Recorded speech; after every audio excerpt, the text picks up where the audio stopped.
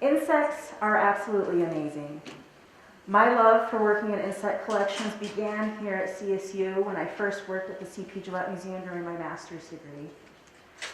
And you see, insects are so amazingly diverse in both their biologies as well as their forms that it is an honor to work for an organization that is striving to preserve the vast diversity of insects in our ecosystems. After my initial experience here at the C.P. Gillette Museum, I had the pleasure of working at the Smithsonian.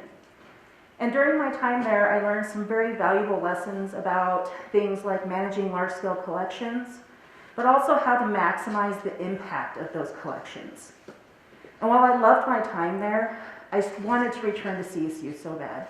And luckily, that's what I was able to do this past August. I joined the Department of Ag Bio as an instructor and curator at the C.P. Gillette Museum.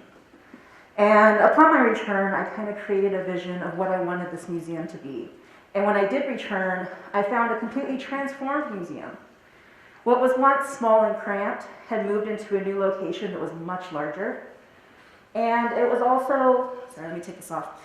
It was also, they increased the number of specimens that they had in the collection to the point where it was almost unrecognizable.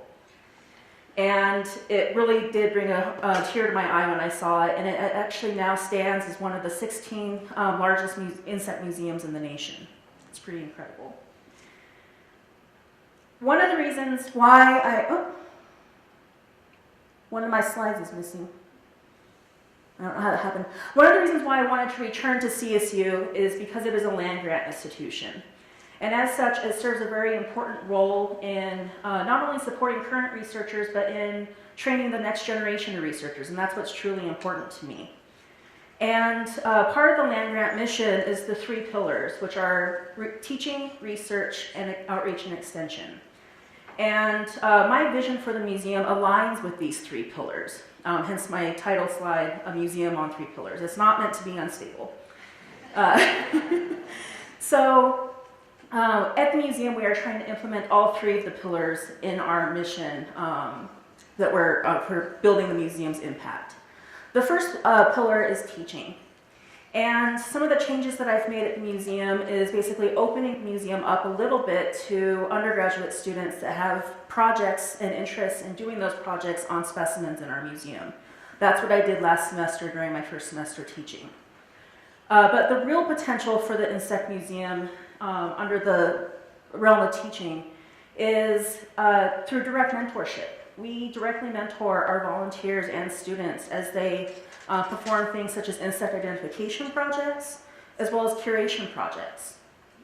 And they gain a lot of really valuable experience from doing these. The next pillar is the pillar of research. And traditionally, the museum has always been open to high-level researchers and graduate students that are working in fields as taxonomy, morphology, ecology, things like that. But what I wanted to do, some of the changes that I've been enacting include bringing more undergraduate students into the research process.